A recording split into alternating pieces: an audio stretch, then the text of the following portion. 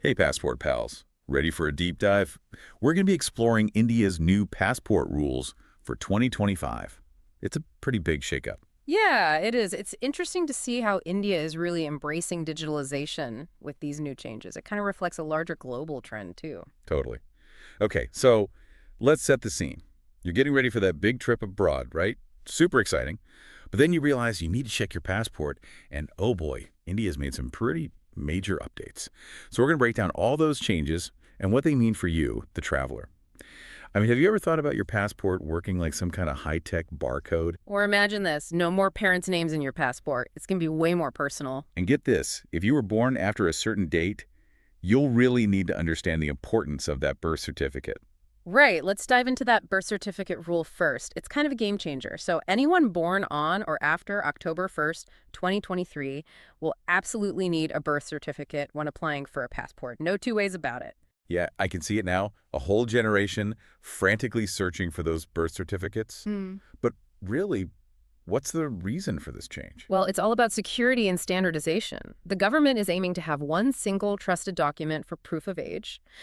And by requiring a birth certificate, from a recognized authority like the municipal corporation or a body under that Registration of Births and Deaths Act, 1969. So you're saying those days of using a stack of different documents to prove your age are over? For this generation, yep, definitely. However, for those born before October 1st, 2023, you guys still have some options. You can use those alternative documents like your Class 10 certificate, PAN card, driver's license, even things like a service record extract, voter ID, or LIC policy bond would work. Wow, so for some people, holding on to that Class 10 certificate is still important. But it sounds like things are definitely changing. For sure, it's a transition period, right? As we move towards a more digitally integrated system, I think relying on those older documents will gradually become less and less common. Now, get ready for this one. Say goodbye to your home address being printed on your passport. That's a big change. It is, it's gone digital. Your address will actually be part of a barcode that immigration officials can just scan. Hold on. So that means no more rushing to update your passport every time you move. That's a game changer. Although, can you imagine the chaos if those airport barcode scanners go down? Let's hope they keep working. But seriously, think about what this means for privacy and security. Your personal info isn't just out there for everyone to see anymore. Ah, okay. I'm starting to get the big picture. It's not just about convenience. It's about protecting your data. Exactly.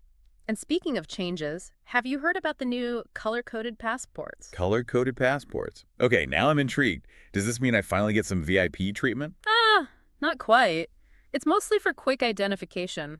Government officials will have white passports, diplomats get the red ones, and for us regular folks, we'll be sticking with the classic blue. So no special perks for my trusty blue passport. Just kidding.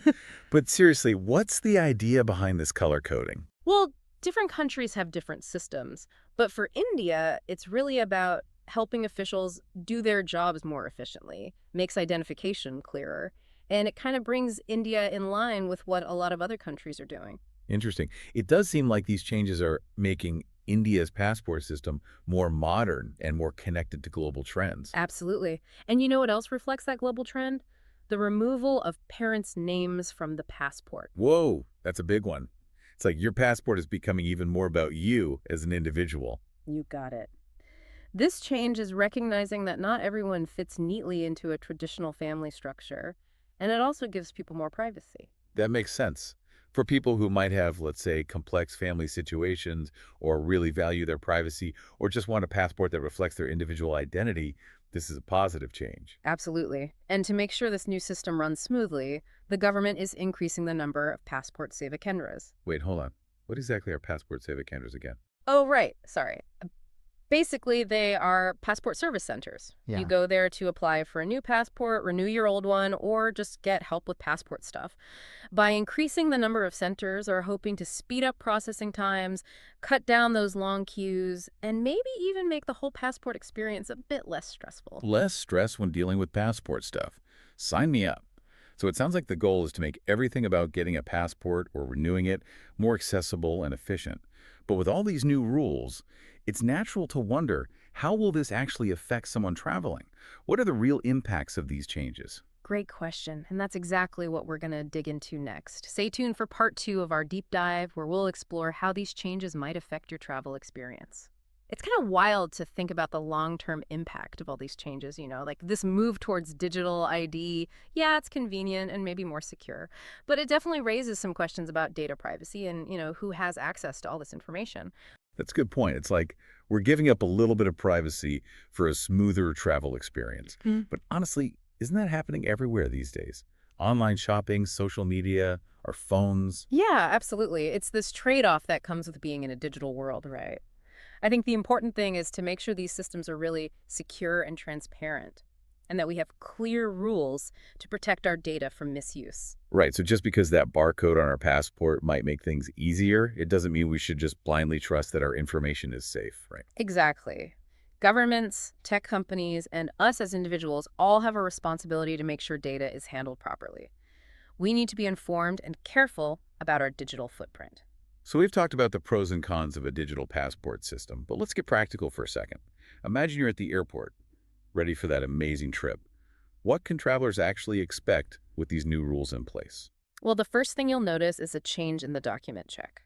For anyone born after October 1st, 2023, that birth certificate is your golden ticket.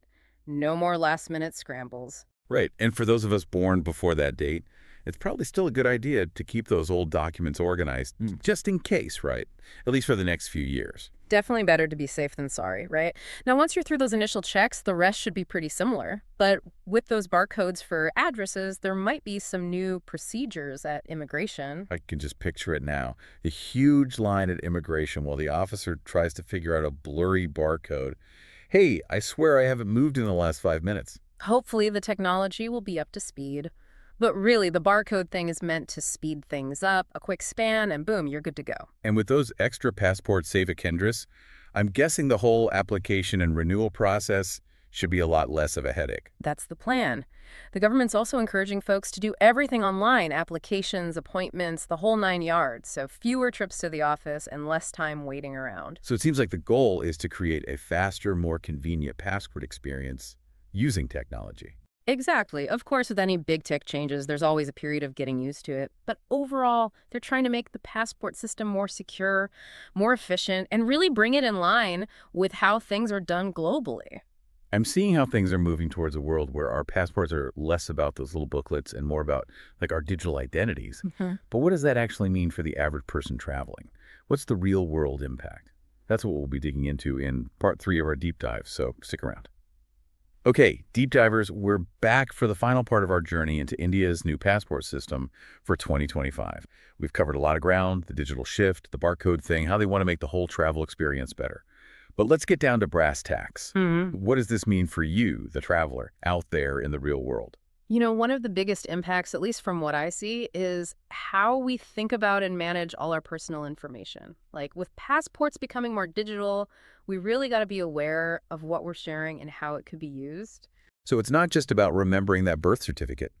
It's about being smart about the digital trail we leave behind every time we apply for a passport or cross a border. Exactly. It's all about taking charge of your own privacy.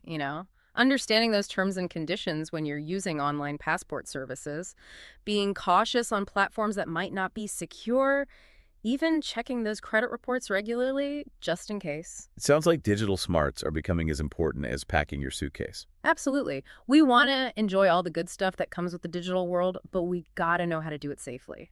Okay, digital awareness, check. But what about the actual travel part? Will these changes make our journey smoother or just a bigger headache? That's the million-dollar question, isn't it, honestly? Probably a bit of both. I mean, think about it. Easier documents, faster checks with the barcodes, more of those service centers to help you out. All that should make things more efficient. Less time waiting in line means more time to explore. That definitely sounds good to me. Right. But then again, there's always a chance something unexpected pops up. Technology can be a bit finicky. What happens if there's a system crash at the worst possible time? Or a barcode scanner just refuses to do its job? These are things we got to be ready for. So even in our super high-tech future, a little patience and a plan B are still essential travel tools. You got it. And hey, it never hurts to stay in the loop, right? Travel advisories, visa rules, any changes to passport stuff, know what's going on. Being flexible and able to adapt is super important when you're traveling internationally. Well said. So as we wrap up our deep dive here, what's the one big thing you want listeners to walk away with? I think it's this. India's new passport system is part of this global shift towards digital IDs and tighter security. That comes with some perks, but it also means we got to be more careful about our digital footprint and take steps to protect our privacy. It's a whole new world out there, folks. And as we're figuring it all out, knowledge is our best friend. So keep exploring, keep learning, and keep those passports ready for your next adventure. And most importantly, safe travels. Until our next deep dive, happy travels, everyone.